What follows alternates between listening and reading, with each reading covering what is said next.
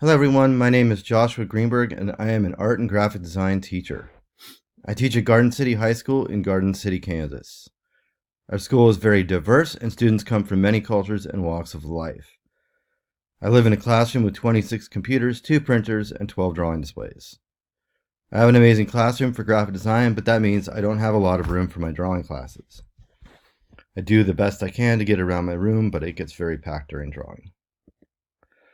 I also run the art club. My co-sponsor and I, this last year, took our students to Kansas City for our annual art career exploration trip and recreated The Last Supper by Leonardo da Vinci.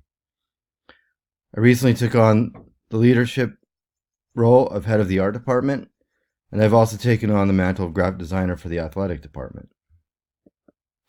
On a more personal note, I have 2 cats, Ali and Raya. Ali is a rescue found in the middle of the street who came to us at 2 weeks old with a broken leg and severed tail. He's my buddy. We also call him the Angry Wolverine.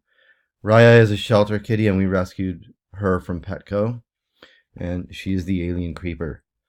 I am married, and my wife is about to have a sci-fi book published.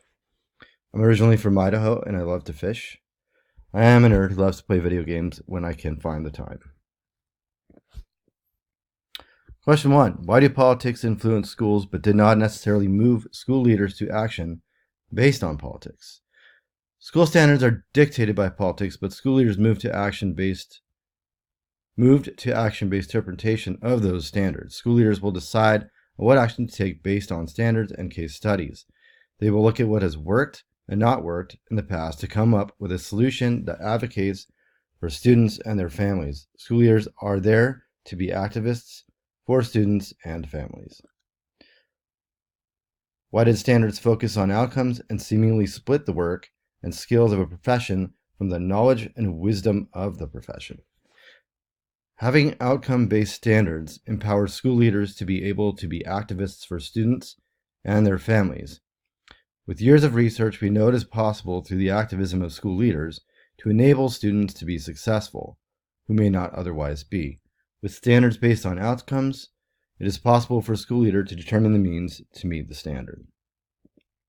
Question 3. Why did the standards evolve to explicitly call for leaders' direct action? The standards evolved based on research indicating that school leaders needed to be empowered to react to the politicized social, economic, and cultural issues they face. These issues require a school leader to take direct action to create a favorable outcome for students. Question 4. Why must school leaders become political activists on behalf of students and families? They must act as a filter of sorts between students and their families and the poise of macro and micro politics to make sure their best interest is in consideration. Without this, students would be vulnerable to those outside forces. Why do politics surrounding education policies provide the strongest connection between what school leaders feel and do and their abilities to strategically think about how to handle it all? Politics are the backdrop and guidance for what school leaders must implement and enforce. With this in mind, school leaders must think about and handle situations in such a way as to advocate for the student and implement the plan they are given. Personal and professional thoughts.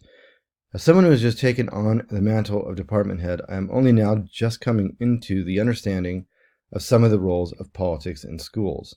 That being said, up to this point, I find the politics to be a restrictive and limiting force at times. I see how it influences both teachers and students in ways that I feel are negative.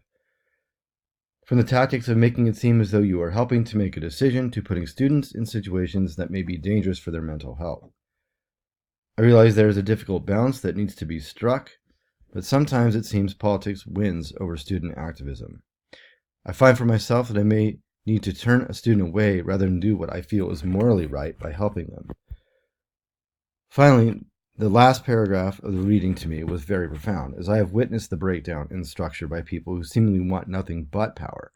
The concept of being an activist for students is noble, but I don't always feel it holds up. As an art teacher, I am continually looking for ways for my students to show work and find success in order to bring more gravitas to my department.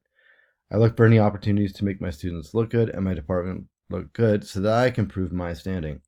I've also taken on new responsibilities in head of the department and graphic designer for athletics to help improve my stature to in turn provide better opportunities for my students. I will continue to do these types of things as much as I am able to.